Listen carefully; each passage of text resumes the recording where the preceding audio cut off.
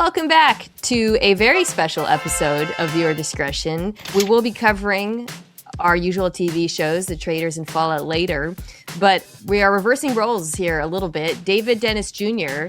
is going to host this episode to talk to me, to interview me, to get the behind-the-scenes tea on my experience on the Great American Baking Show, which is out now. You guys can watch it on the Roku Channel. It's their football celebrity edition. Spent time in the tent with Paul and Prue, who just retired. I went to England for a few days.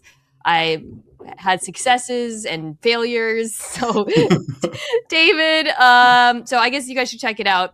You could just watch this anyways if you want to learn about it. But David, ask away. Ask me anything. Well, it is an honor to have our third reality TV guest on the pod now, Mita. The Great American Baking Show was riveting television, in large part because, like, I don't know, but I'm a cooking show aficionado. I love the cooking shows. Okay.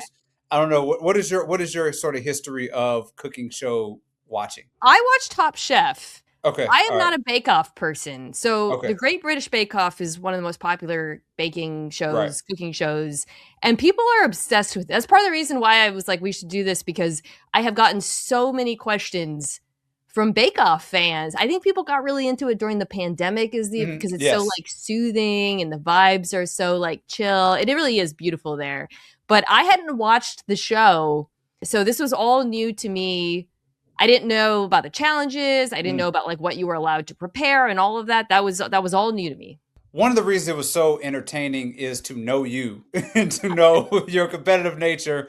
So there were times where you're watching through the edits to see how you're saying things and trying to think about what you're actually thinking or feeling in those moments. But let's start at the very beginning. Okay. You get told you're going to be on the show. Yeah. What is the preparation like? Are you immediately starting to bake? Like, where is your mindset? How much time do you have? How many things did you bake in that process? Okay. Yeah. So I didn't even know what you could prepare for to do the show. And I learned very quickly. So the way it works is, I found out months before I agreed to do it because I had to book a trip to London and all of that. The actual show is taped about an hour and a half outside of London, near a town called Windsor, which is where the royals have their castle. That's where the tent is. But probably about a month and a half before the show, I got on a taping with their producers, or a Zoom, with their producers, and they have a baking consultant who walked me through what I would have to do. The 3 challenges. There's the first challenge is the signature. It's like a catch-all category, but you get to come up with your own dish or baking, baked good. The second one is the technical, where they don't give you any information. I didn't even know, like, are they going to give us recipes, whatever, no idea. And then the third one is the showstopper, which is the very long challenge. And what I found out in this process was they would give me the recipes for the signature and the showstopper, and then I could practice them if I wanted. Oh, okay, gotcha. Okay, yeah. Which I had that you up. Did. Which you did. I didn't practice the showstopper because so the showstopper was a big trading cookie card. We'll get to that, and I just didn't have like time to practice doing icing, and also I kind of thought I would be able to do it without practice. Yeah, I have iced before, and I also love art, as you know. But the signature, I did want to practice because it was eclairs. I've never made eclairs. They seem like an impossible thing that regular people don't make. There's a whole piping and you make the pastry. So that I practiced probably 5 times over the course of a month. Just like every weekend while my son was napping, I would practice making these eclairs, making the filling, making the icing, pumping it in or whatever. And that really paid off, I think, having made them before. Yes, because you got the handshake after the eclair. It was clear that this was something that was practiced. It was you were ready. You had a game plan. This felt very opening drive.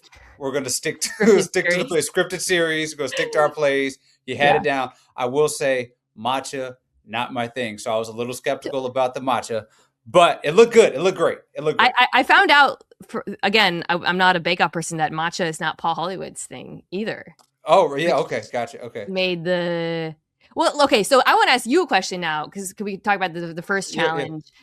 Yeah. Okay, so there are three other contestants were football players. Right. Von Miller, Yes. Antonio Gates, and Julian Edelman. Uh-huh. So we all made eclairs, Mhm. and both Von Miller and I got handshakes. I would like to know as a viewer how you felt. Why are you laughing at me? Tell me why you're laughing. Because I knew as the show was going on, and I know as I'm watching the show, and I know we're going to talk about it. I'm like, Mina's going to make her case for a couple of moments here, and I knew the eclair was going to be one of the. I don't know, as an unbiased observer, what you thought about everybody's eclairs. I thought you and poor Antonio Gates was just like he was there. Yeah, he was trying. I thought your eclair was the best one. I thought you deserved the handshake over Vaughn. I think Vaughn was benefiting from the lowered expectation. I think there was a little bit of that going on. But they said that everything that he had tasted really good. That's the thing. The eclair looked good. They said everything he had tasted particularly great. So Vaughn, I know Vaughn. I'd met him before this. It was interesting to watch the show back and it was like, oh, I've never baked before, because he had been practicing more than me. He looked like it. It seemed like it. If I remember correctly, he told us he hired someone to teach him how to bake. Don't rat out Von Miller.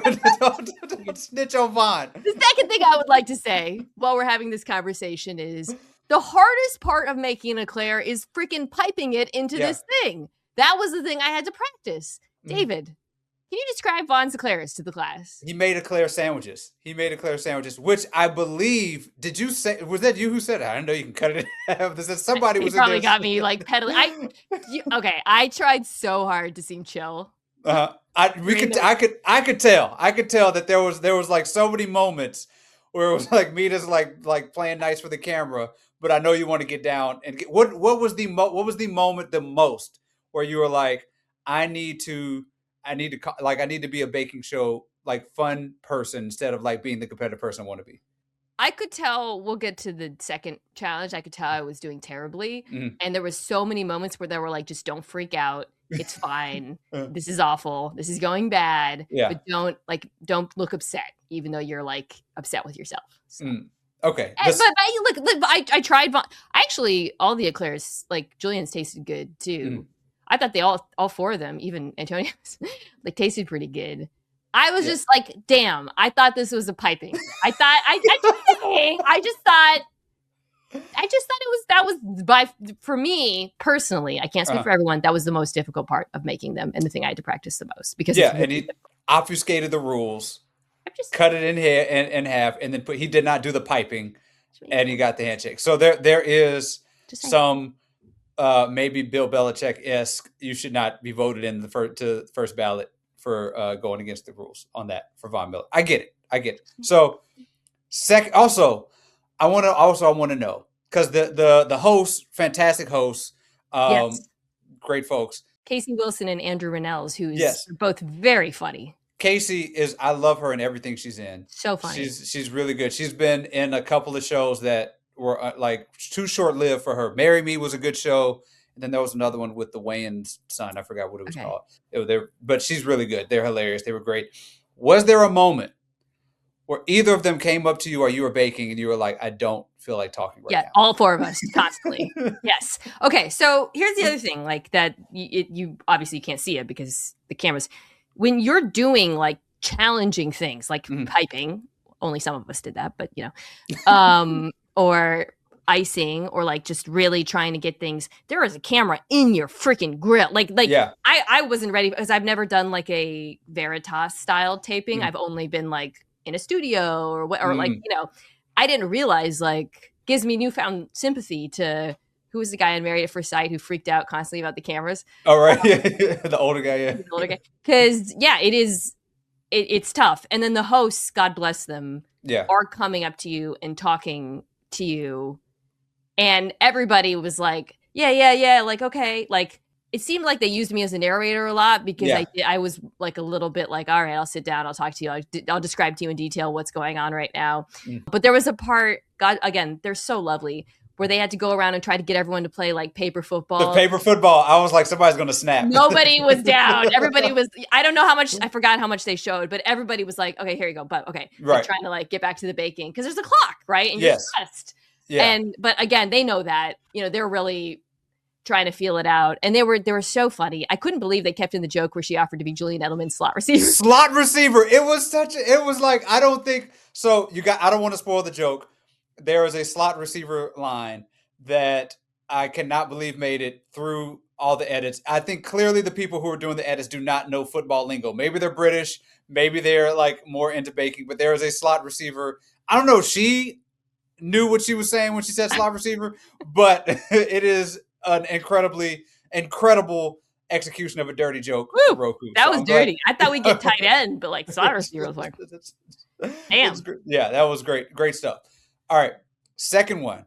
Okay. The second one was a tough outing for everybody. Yeah, it was bad. Tough. So explain. Not So for what's everybody. tell us what was Okay. going on with the second thing, when the chefs brought them out at the beginning, they looked delicious. I was really into it, and I think that kind of also set the bar kind of high for you guys. Yeah. And you make your second one. The second one was to make like a puff pastry, and you had to make a laminated dough, which is basically a form of dough. You fold it a lot with butter to make all these layers. I had no clue what that was. Yeah. So it's how like, you know, like pastries like that end up being so like kind of buttery and crispy. It's all you make a million layers, you put it in the fridge, and then you had to roll it out and turn it into a football. So the technical challenge, they give you the ingredients. They actually give you the amount. I don't know if it's like this on the regular. Maybe they dumb it down for celebrity. What they don't tell you is basically how to do it. You kind of have to figure that out without seeing it. I screwed up in two ways.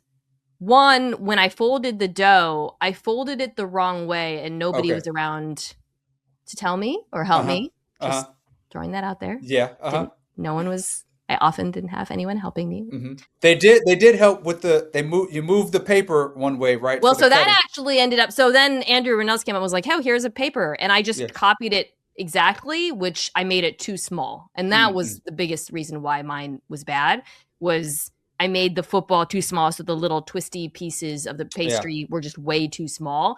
And all other three guys made them the right size. And and I knew it when I looked in the oven. I was like, this doesn't look right. And then I looked over and saw theirs, and I was like, "Oh, I should have made this bigger." And that's where it screwed up. Yeah, going in the oven, it felt like it was going to be a little too small. Going in the oven, Julian Edelman walks away with this one, right? He wins this one. All the pastries crunchy. They didn't kind of have the vibe, but it looked like the toughest one. I don't know if that looked like the toughest one. I think the eclairs were harder. Like if I were to do them again, knowing how big it was supposed to be, I think I could have made it good. Gotcha. Okay. I just made it too small. Okay, so we go on to number 3. So here's the thing. They're doing like the first one they're making. It's like you got an hour and a half. Yeah. And then you got 2. Y'all were there for like 8 hours. Y'all baked for like 6 hours? So it's 2 days. 2 days. Okay. All right. So that the was my first question. day Okay. we did the first 2 challenges. I think each was like an hour and a half. And then the second day, and it's a lot of like interviews in the woods. The thing is like gorgeous. It's in the middle of like a beautiful British countryside. There's like babbling brooks and trees and animals, and they pull you aside constantly, like interview you. They were constantly asking me to like set the table of like, who are these players? What are they like? You know? Then the second day is 3 hours, and that's the Showstopper challenge. It's long. It's a long challenge. You need all 3 hours. So we just had to put on the same clothes and come back and do it again. Okay, so that creates another question for me. So we're going into the head of Mina Kimes. We know the competitive Mina. You finish the second one, doesn't go well. You have all night to think about it. What is that night like for you preparing for the second night after Von Miller has cheated you on the eclairs? Your words, not mine. The second one doesn't go right. Did you sleep well? Did you call Hubs? Were you like upset? Like he was there. My husband was there. I didn't sleep at all. Like, what does it feel like? Because they put us all at the same hotel, which was nearby, and there was a wedding going on right under our room. So I slept probably like 1 hour. Okay. I had by this point, David just assumed I would lose, and because of the second one. But I knew that the third one was like more about there was like an artistic element of like making them look good. So I thought, well, at least I can make something that looks good tomorrow. And it was like, the other thing I'll add, like, it was just a lot of fun. Like, I know I was stressed and competitive and all that stuff is true, but like it was a lot of downtime of just like sitting around these football players chatting about our kids and stuff. And I genuinely had a great time the first day, so I was excited to go back. Yeah, so off like you're with these football players, you're hanging out, and a sort of a situation and like a scenario is a little bit different than like your Yeah. job. Like they're not between games, or not, you're not getting for like real information. What's the best part of just like kicking it with everybody? I mean, they're great. Like I had never met Julian Edelman actually, and sadly he is extremely nice and cool. I know. You're like, come on. And then Antonio Gates is just lovely. I mean, he's just a dad. He was getting ready for his Hall of Fame induction, so we were talking a lot about like the speech, and he does a little work with the Chargers, and he was very good. I mean, he was obviously the person who struggled the most. Yes. But he was super good natured. Good spirit the whole time. If I were him, I probably would have. Like they would have had to edit some stuff out because he just had a tough go. It seems like he just kind of like, he seemed like he just kind of showed up on set like, let's bake, as opposed to the people who kind of prepared. So yeah, my husband, every time they would go around, whenever they would get to this, my husband would just lose it laughing when we were watching. Some of them look pretty wonky. I would argue. I mean, I think. Well, we could talk about the final challenge. I would argue all three of them look pretty wonky at the end, but yeah, he's a wonderful, wonderful man. Okay, final challenge is where I know we're gonna make some arguments here, because the first one we could talk about the eclairs. The final challenge, I think we're leaning into travesty territory here. I think Mita, I think you actually, so you're supposed to make sort of cookie sheets of basketball cards, a giant cookie shape. A trading card out of a cookie. Yeah. But it's 3-dimensional. So it had to be like have cookies on top of cookies to build out a card. And then you had to decorate it with icing. That was the challenge. Right within your wheelhouse of decoration. When you had Ken Griffey, Seattle Connection, all these things. Here's what I think. I think it looked too good. I think it was too good. I laughed hysterically when I saw how good this Ken Griffey Jr. looked. It looked professional. The Michael Jordan did not. Like all of them looked, I mean, it's art. It's tough to do. I don't know how I would do. Yeah. It looks hard. The Ken Griffey Jr. looked a little bit too good, I think. And I think biased the jury against you because it was too good. Your take on it. Because at the end, Von Miller gets this one. Star Baker, yeah. Star Baker. Because of the taste, partially, said some of the best cookie, whatever that ever had, that they said. But the presentation, can't deny the presentation of the Ken Griffey. Well, okay, so the presentation, we can put them up and people can decide for themselves. The actual taste of it, I think, like, watching it back, I was kind of surprised by, like, Prue said she liked mine. Yeah. And they didn't really show it that much, like. And in fact, at the end, she came up to me. She was like, I thought yours was great. It was really close. Yeah. You see her kind of walking up to me as the confetti's falling. But when they were judging, she was like, this is really good. Like she liked the taste of it. And it seemed like they really focused on Paul kind of criticizing the taste. Well, there's medium. I am a medium rare cookie person. So, I like a medium rare cookie, and he does not. And I think that's she was like, I like softer cookies, so I thought this was good. I tried them all; they were all good. So, like, look, the second challenge, mine was garbage. Yeah. It was not good. But the third one, I thought they all taste pretty similar, to be honest. Okay. I mean, they were just cookie cake. I tried Vaughn's, I tried Julian's, I tried Antonio's. They were all, they were just cookies. Like, I guess Paul was like, you didn't put enough chocolate chips in it. I was like, all right, like a giant, is that what we're doing here? Like, I don't know. But I still didn't think I would win. Really? Yeah, I didn't think I would win. So I saw the Ken Griffey. I thought you had it in the bag. I thought you had it. I thought you had it locked. I thought you were making a comeback. Second round wasn't the best. I thought that was it.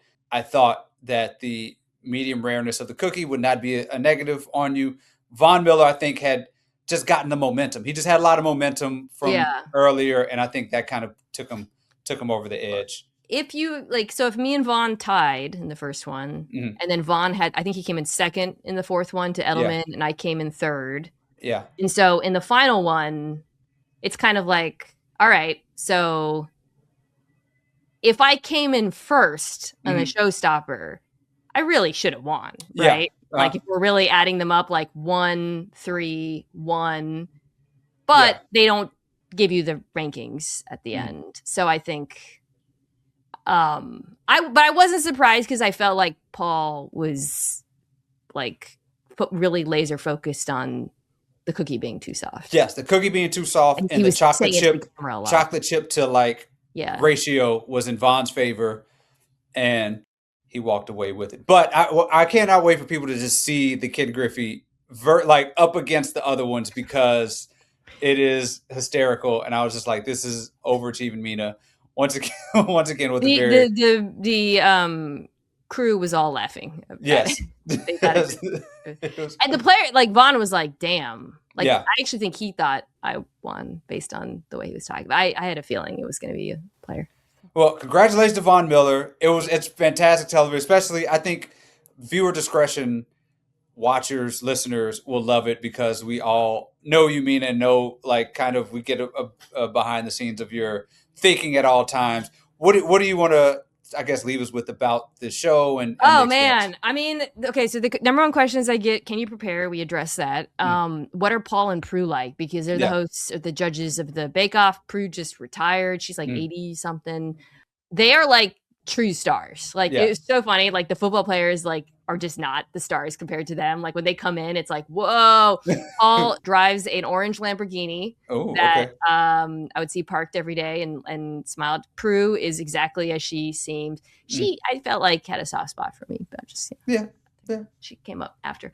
But they were both very nice. She's very tall. They're very nice. The other thing, I think the technical side of it that I thought was interesting is like, so you're at these little kitchenettes, and I had to learn how to do things like weighing ingredients instead of measuring them, using the gear there. You got to figure it out on site. But you run through a ton of like dirty dishes, and there's like people are constantly just like taking them out to clean them and not shown on camera. So you're like constantly just like throwing in the sink and like moving back to making them again, because it is the timer is very aggressive and stressful. So it was.